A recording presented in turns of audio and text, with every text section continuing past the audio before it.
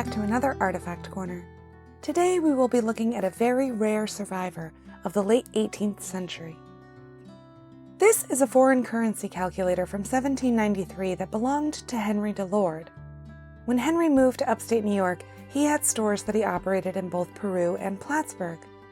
On February 9, 1793, Congress and the Senate passed an act regulating foreign coins, making them legal tender and establishing their value. This is also the first year that the U.S. struck their first coins. Any and all merchants needed to know what the currency would be worth versus the new legal U.S. tender. Hence, this chart was made and sent to businesses throughout the new United States. Henry also made a smaller cheat sheet, which we have here, probably using the amounts he saw most frequently in transactions at his stores. Let's learn a bit more about the history of money. Since the beginning of human history, we have traded things amongst ourselves to survive. If there was someone in your community that was better at a certain task than you were, you would often have that person complete that task and then give them something in return for their services. This is known as the barter system and is very effective in small communities. As people developed larger and more complex communities and cities, it became harder for them to trade off goods and services, and the need for a more regulated economy grew, hence the need for a common currency.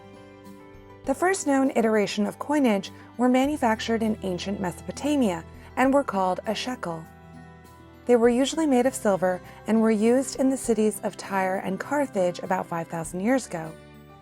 The shekel was not exactly a coin, but more a unit of weight to connote the value of a good or service.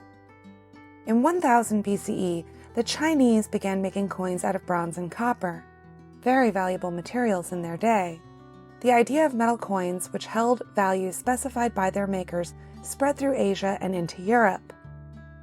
The ancient Greeks began to make coins out of silver and gold around 650 BCE. The earliest Roman coins were made around 200 BCE and were made of bronze, but they later started manufacturing them out of silver and gold as well. The most commonly used coin in the Roman Empire was the denarius, which was made from pressed silver and remained in circulation for over 500 years. A Roman denarius, simply based on the silver content today, would be worth about $2.60. As we move into the Middle Ages, we see the first use of paper money, created by the Chinese sometime around the year 700. The paper currency was lighter weight and meant that taking large amounts of it for trading around the world was much easier. But many traders distrusted this new paper money and questioned its value. The Chinese paper money fell out of use by the year 1450, and it would be a long time before paper currency came back into fashion. Throughout the Middle Ages and the Renaissance, metal coinage was king and used throughout the world. This is not to say that the barter system completely disappeared, because it was still very common in smaller villages, through to modern day.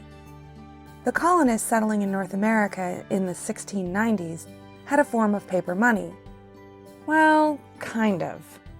Bills of exchange became a common part of the world economy during this time period. A bill of exchange is essentially a written order that one person or group will pay a specified amount of money on demand. So, while this is not exactly paper currency, it was a piece of paper that could be exchanged for a good or service. The first paper money made and issued in the United States did not happen until 1861. So, we've only had paper money in the US for 162 years. Everything prior to that was coins or bills of exchange. This table of conversions of foreign currency is in pretty good condition given that it's 230 years old.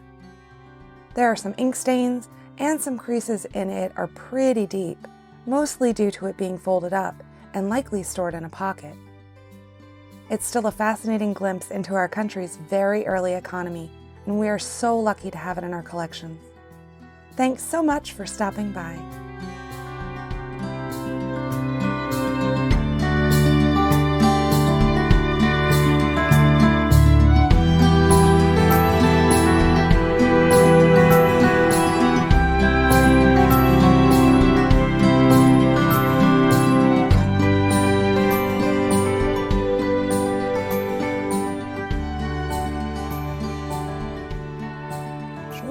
the money!